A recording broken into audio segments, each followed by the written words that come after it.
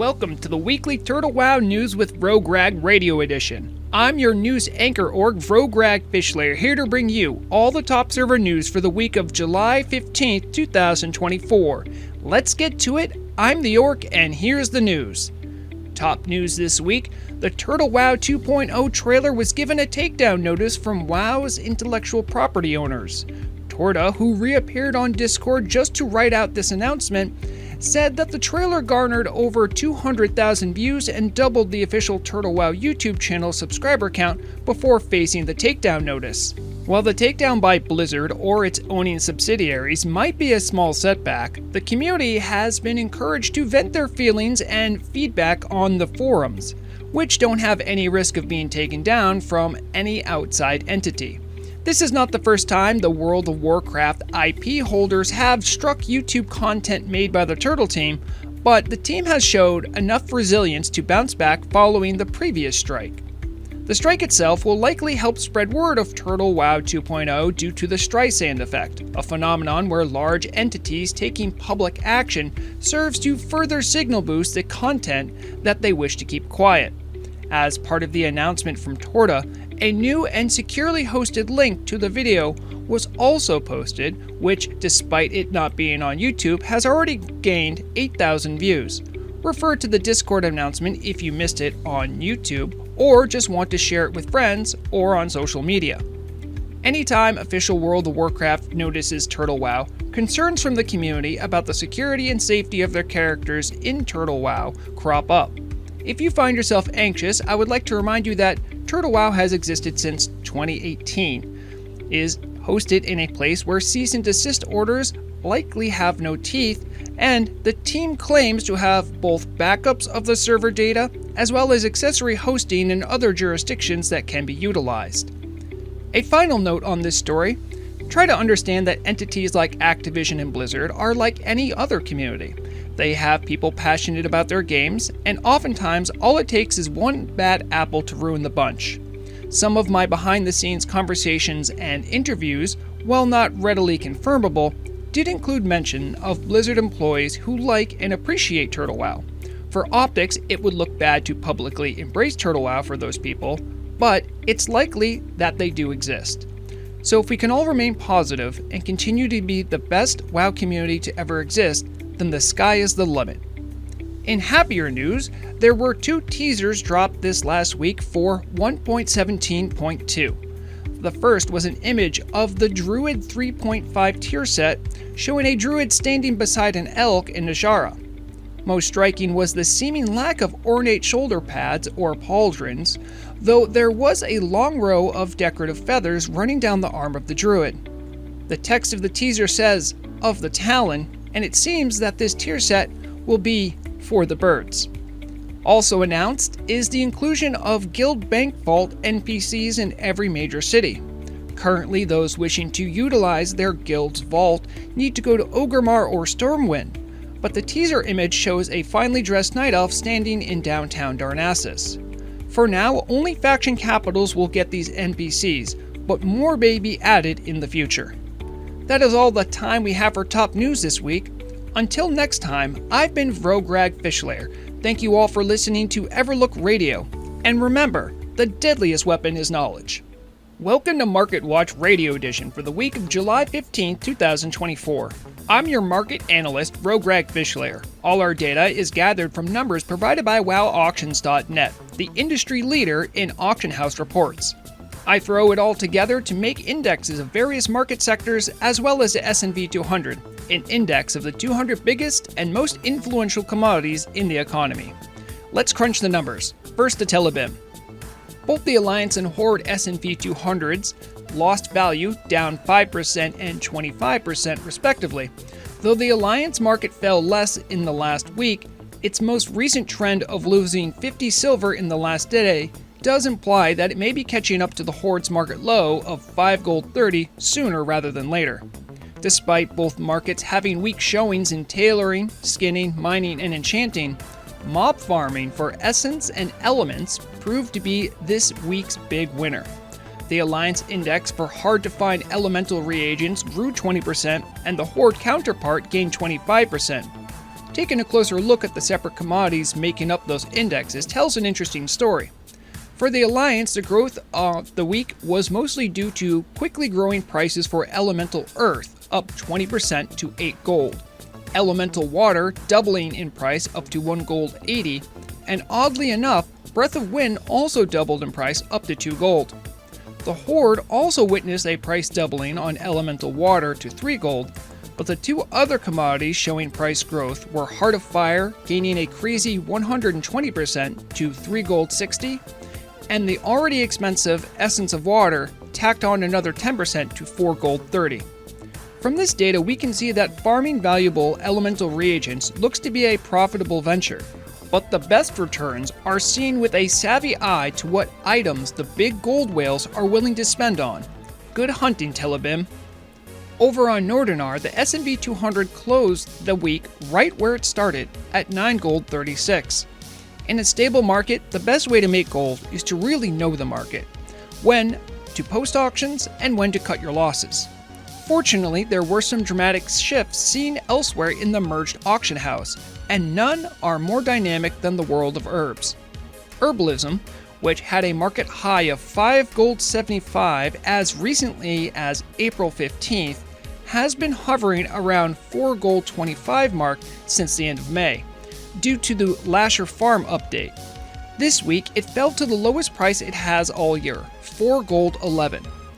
The most influential commodity in herbalism is Black Lotus, which fell beneath 40 gold, ending at 39.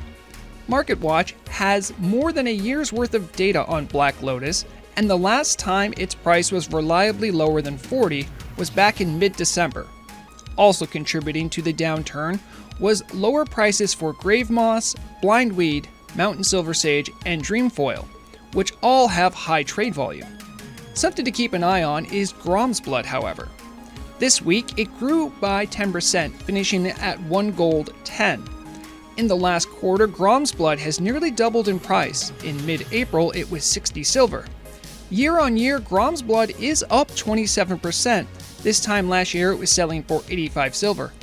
Since Grom's Blood didn't enjoy the kind of favorable drop rate on Lashers that Plague Bloom and Icecap did, but it is still in regular demand for melee consumables, it is very likely that demand is starting to outpace supply.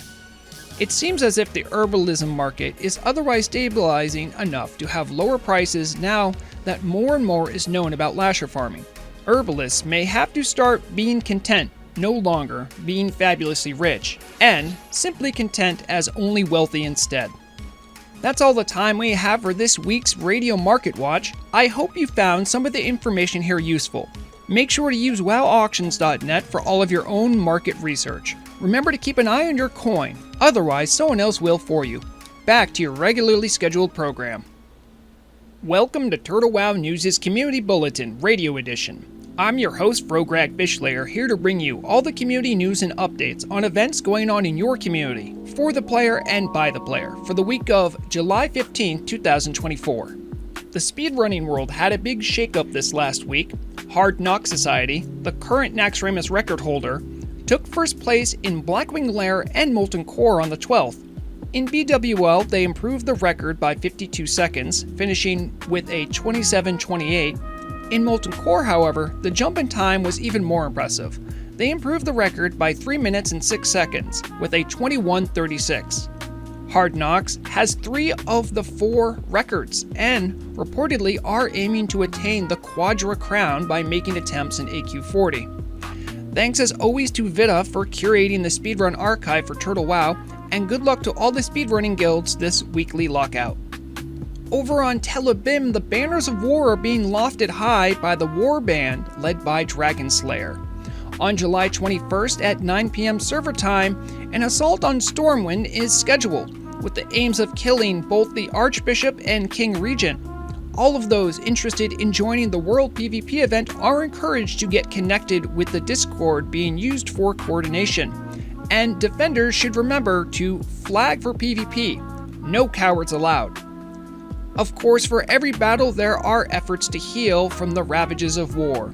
For instance, last Sunday on Nordinar, the Nightsong Sentinels hosted a donation drive in Dolinar for those more unfortunate. Gifts freely given of potions, blessings of a loon, and bags were handed out. Always happy to hear of the good deeds of community members. Sometimes though, you just want to kick back and have a good time. If that's you, then make sure to mark your calendar for July 27th, 3 p.m. server time, when the Nightingale Fair will be arriving in Westfall, where a troupe of singers, known as the Harvesters, will be performing.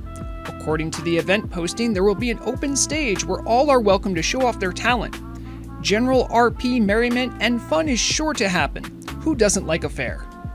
Whether it's events, pugs, or just general fun, Turtle WoW is more than a game, it's a community. So do your part in continuing that legacy by getting involved. I've been Rograg Fishlayer, wishing you all a fun week on the server.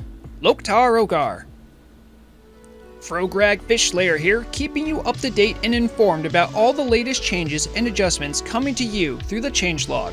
Today we'll look at the changelog for July 9, 2024, which hosted 13 separate changes. Let's check out the most impactful ones with this week's changelog roundup. The Goblin Financial Security Bureau received a complaint that owners of the Goblin brainwashing device were using the ingenious design of their metallic brick to get to places they shouldn't. The matter concerned the bankers who hadn't reinforced the roofs of their banks, so a firmware setting was broadcast to all devices globally to prevent them from being stacked together. Priests of the Holy Light around Azeroth recently met concerning a deep mystery with the nature of their protective shields granted to them. Some of these priests fortify these bubble-like shields with blessings and prayers to harm any who harm them. Evidently, those prayers were answered in a very literal fashion by the light, and would harm the priest if they happened to stub their toe. The Congress of Priests have now adjusted their holy seals with a small addendum that when they say all harm, what they really mean is outside harm. Many have speculated as to the connection in the latent arcane powers of druids and those wielded by mages. Just a few weeks ago, there were reports of a particular form of druid known as the Ice Bear being documented teleporting a short range when in combat. After some time, all the greatest archdruids were stumped as to why the phenomenon was happening. Fortunately, a traveling mage overheard the druid's frustration in this matter. As it turns out, there may be some arcane connection, because according to that mage, the bears were accidentally using the spell Blink. For a mage, the solution to the problem was remedied with the application of an anti-blink rune, which all Ice Bear druids were given this week. Several lazy Telebim company guards were reported for dereliction of guard duty for replacing their posts with cleverly disguised scarecrows. The offending goblins were fired for not actually guarding, though litigation is pending because they did technically guard against crows. And finally, it has come to light that several warlocks were trying to cheat their demonic overlords by gaining the effects of demonic sacrifice while not actively agreeing to the stricture of the demonic sacrifice contract. Surprisingly, the demons offended by this measure took no revenge beyond correcting the contract after finding out about the warlock's deception. They simply folded their claws together and said, "Soon, yes, very soon," before vanishing in a puff of acrid smoke. That completes the changelog roundup for last week. This week's changelog may be out soon, so make sure to check it out so you can keep on top of all the latest adjustments coming to Turtle WoW. I've been Rograg Fishlayer with Everlook Radio, reminding you all to stay informed because the deadliest weapon is knowledge.